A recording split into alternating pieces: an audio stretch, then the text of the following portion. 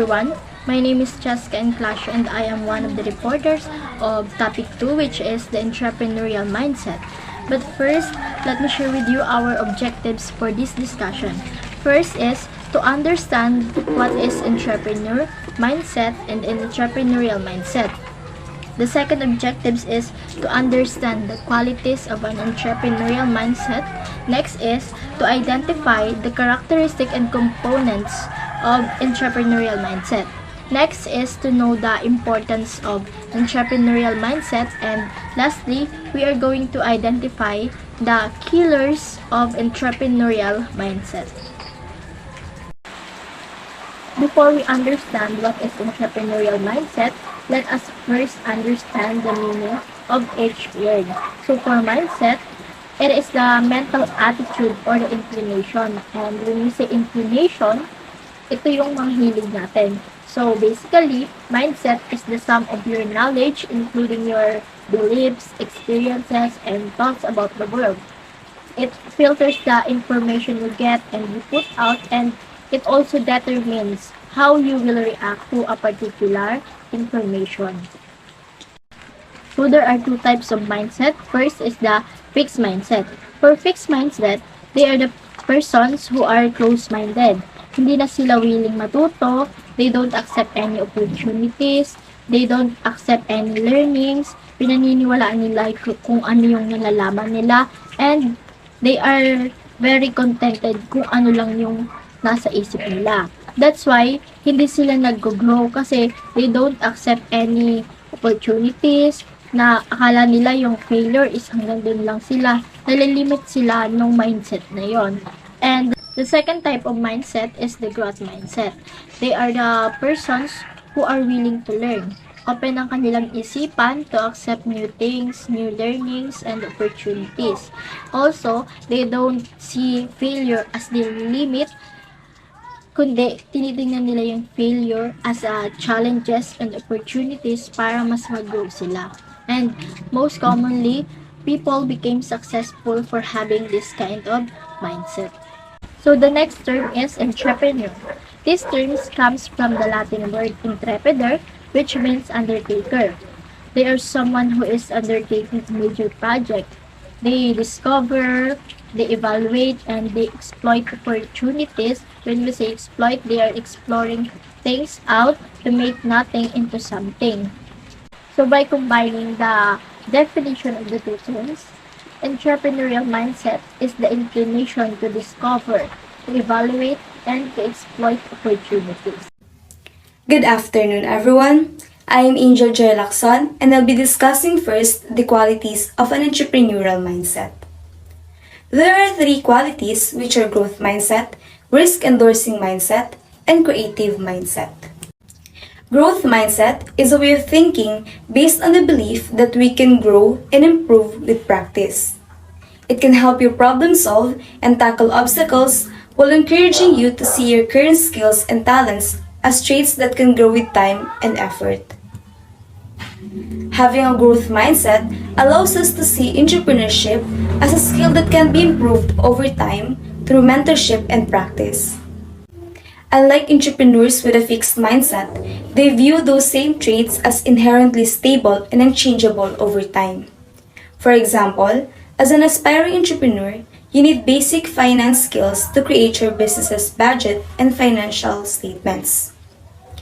If you're a person with a fixed mindset, iisipin mo agad na hindi ka na nga marunong sa math paggawa pa kaya ng financial statements, so bakit ka magpapatakbo ng sarili mong business? In short, ang nega mong tao. Iisipin mo na agad na hindi mo kaya kasi hindi ka marunong. But if you approach the situation with a growth mindset, then you might think, I don't have a background in finance, but I can learn and practice those skills until I feel capable. If you understand that there is always an opportunity to grow and learn more, then you are on your way to embracing a growth mindset.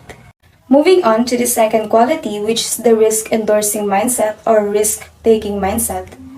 Risk-taking in entrepreneurship is the process of identifying, evaluating, mitigating, and trying out potential opportunities and strategies that may help you build or grow your business. But it could also lead to personal or professional loss. According to Green Law, entrepreneurs are inherent risk takers and understand that failure is part of the process. That is why this is called the most apparent among the three mindsets, since we're fully aware that risks will always be part of the process, especially in starting a business. But we must remember that both failure and success can provide us with valuable knowledge. Kaya naman, importante na malakas ang loob mo kung gusto mo mag-start ng sarili mong business at hindi ka dapat ma-discourage if you did mistakes and have failed at some point. For the last quality, the creative mindset, creativity in business is essential to support the expansion and success of a company. This mindset means living with the mindset that allows you to think, feel, and express yourself creatively and consistently. For example, you as a creative entrepreneur can think of new processes or ideas to reduce production costs or increase demand for the product of your business. However, we must keep in mind that having a creative mindset isn't sufficient. Creativity doesn't produce results unless it is put into practice. Moving on to my next topic, which is the 7 components of the entrepreneurial mindset. The number 1 is risk. Let's admit that we are all risk takers and that we all get a bit of a rush when we take a chance and sort of spice up our lives. The question is risk necessary to become part of entrepreneurship? The answer is yes. If we don't take risks and opportunities, how would we know if they will work out?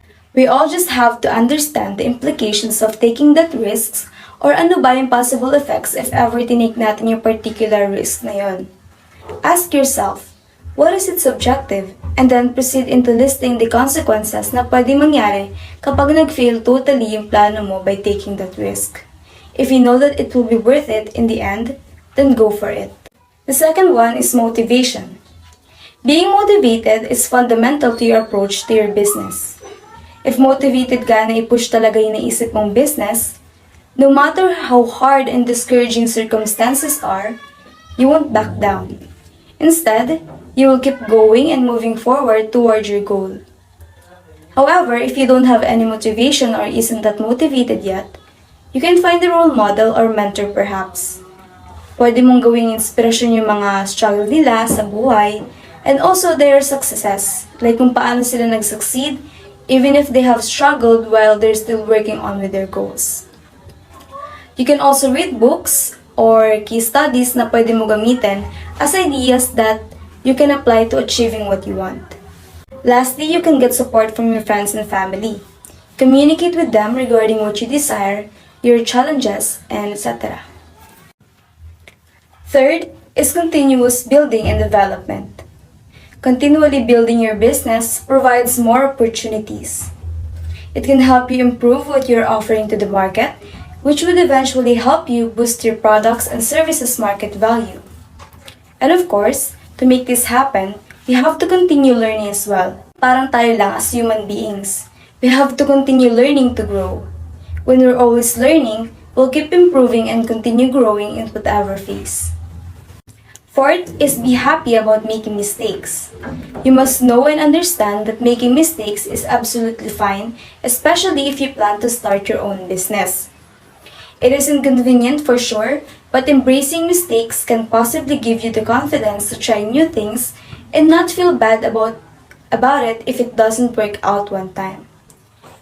It was found out that the best marketers continuously try out new idea, figure out which ones don't work, and take with them the 1 or 2 ideas that stick and drive results. So applying this same mentality to business management drives far more innovation and even happiness through encouraged creativity. The next one is learn quickly and respond to changes. When things go wrong, take them apart quickly and work out what bit failed to perform. Like, ano ba sa mga plano or strategies mo ang nag-fail among all your choices? Figure it out and after doing that, work it out. But how about the sudden changes that may happen to your business? Of course, instead of blaming yourself for not doing your best or not doing enough, why not try convincing yourself that you can do better next time? So that you can actually think of another alternatives. And as you move forward, use it. With that, you'd be able to respond to the changes happening. Lastly, Work smart. Be smart. Alamin mo kung saan ka ba magaling o sa mga bagay na di ka nag-excel, and then use that to play to your strengths. In that case, you can finally recruit people that complement your strengths and mop up your weaknesses. In this component, you may also understand what are your priorities. Let me share with you guys a fact about 80-20 rule or the Pareto principle. According to Investopedia, it is a familiar saying that asserts that 80% of outcomes or outputs result from 20% of all causes or inputs for any given event.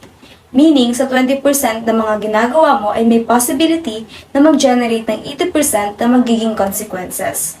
Thus, it is important to identify your priorities when it comes to business, because if you do, then it will be put into actions and ang ending, good results or success. So there are 5 characteristics to cultivate as an entrepreneurial mindset. First is, you should have a positive attitude. Positive attitude is a must for successful entrepreneur. The mindset of the head of the company sets the tone for the rest of the company and influence corporate culture. So, the positive attitude influence other in a similar positive how to cultivate.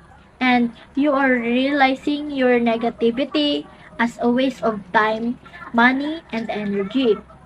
And it also focus on the things you can control. So, ang pagkakaroon ng positive attitude, not only sa iyo, kundi pati nakakaapekto rin ito sa taong nasa paligid mo. So, importante ang pagkakaroon ng positive attitude to achieve the organizational goals and mas maging maganda yung flow ng work natin. So, for the second characteristic to cultivate is a creative mindset. Even if you're not in a creative industry, creativity is needed and it is essential. The mind of an entrepreneur is always looking for the novel ideas and innovations. The basic life cycle of any entrepreneurial products stems from a concept of idea followed by turning that into a product or services. So, being a boss, you got to express creativity in your company.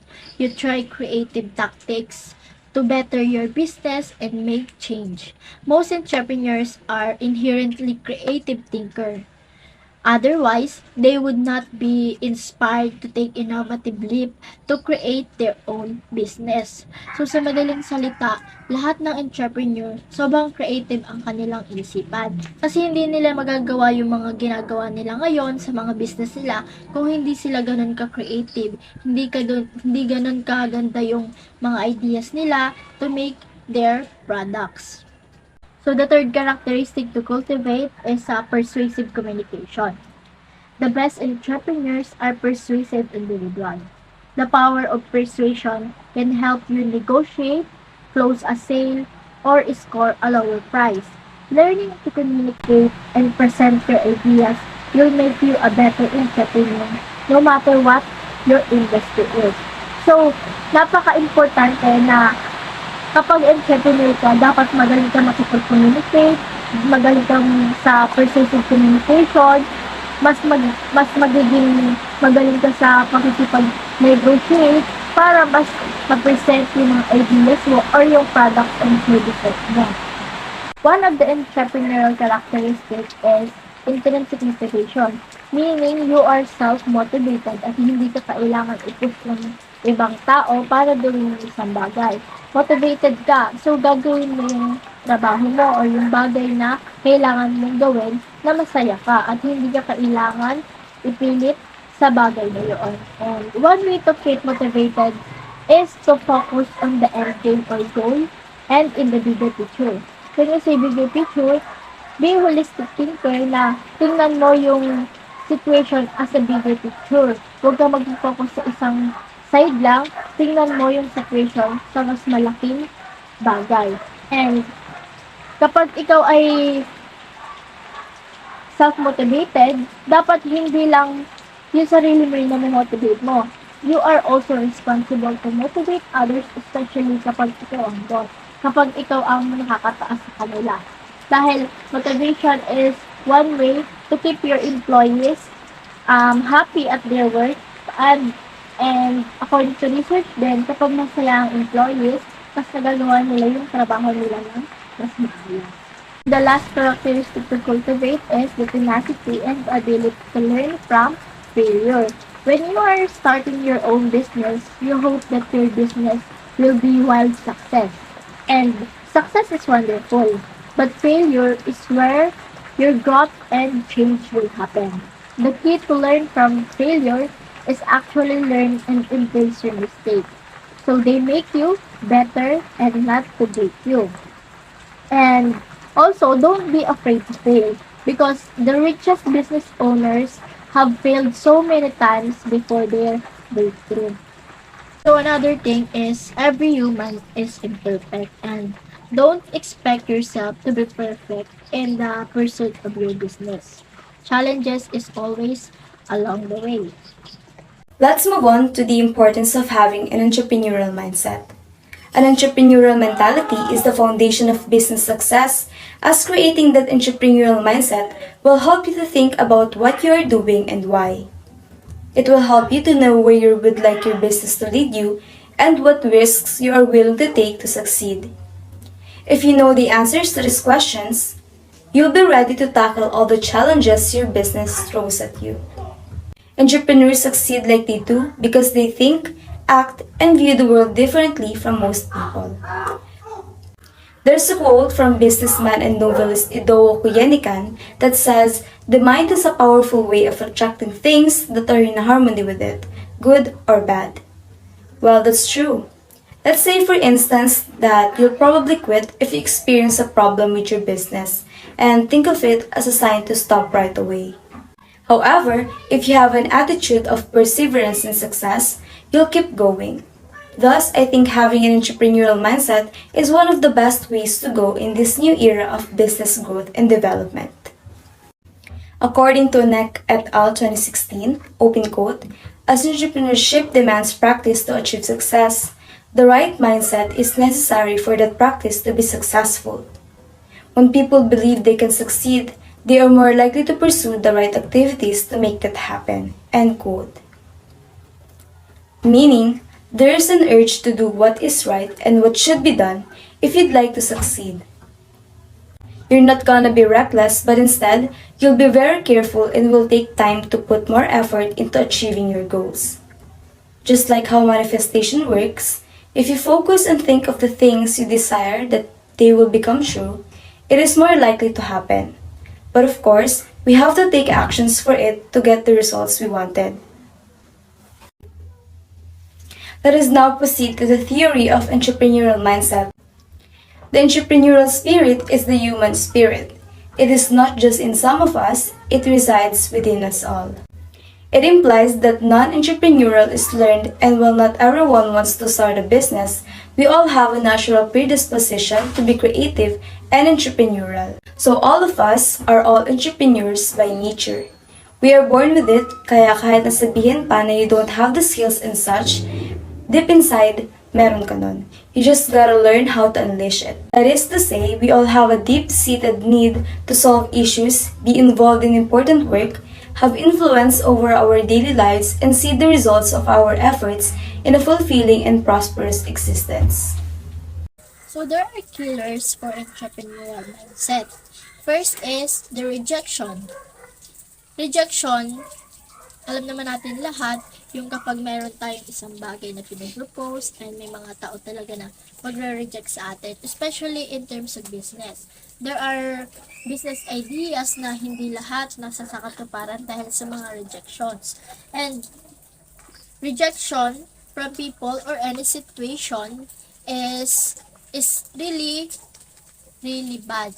Pero one way to avoid this is kapag may mga taong nangre-reject sa atin, especially in terms of business, kasi pera ang pinag-uusapan, just always keep going.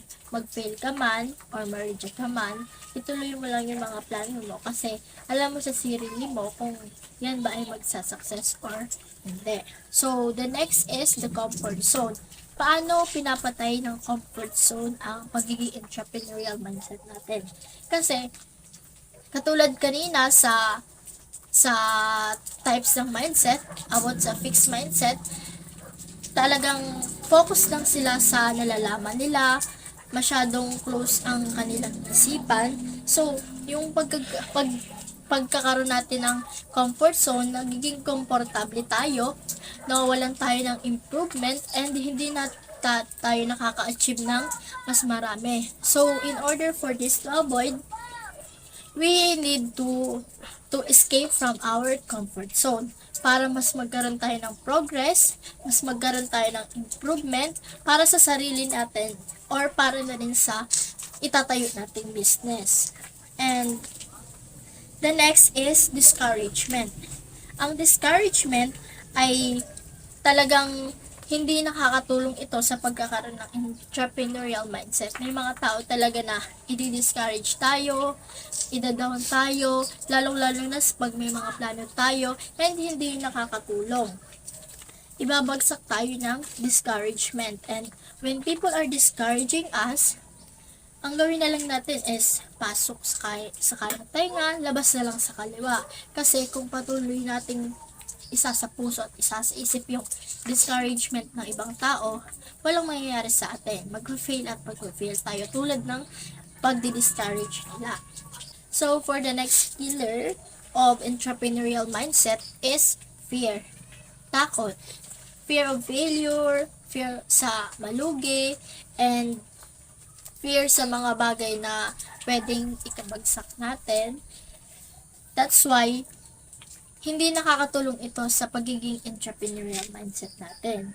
And we need to have a courage. Kailangan nating magkaroon ng lakas, tapang, para maging lumago ang ating business at mag-success. And I also believe na sometimes, in some situation, failure is really a requirement for a business to become successful.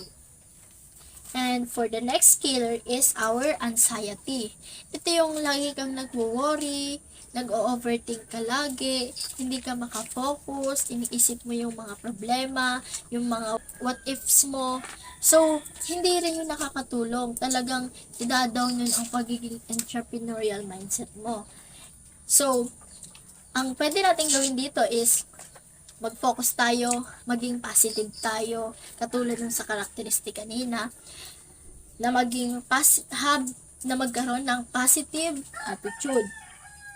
And the next is laziness, katamaran. Ito talaga yung napaka papatay sa atin.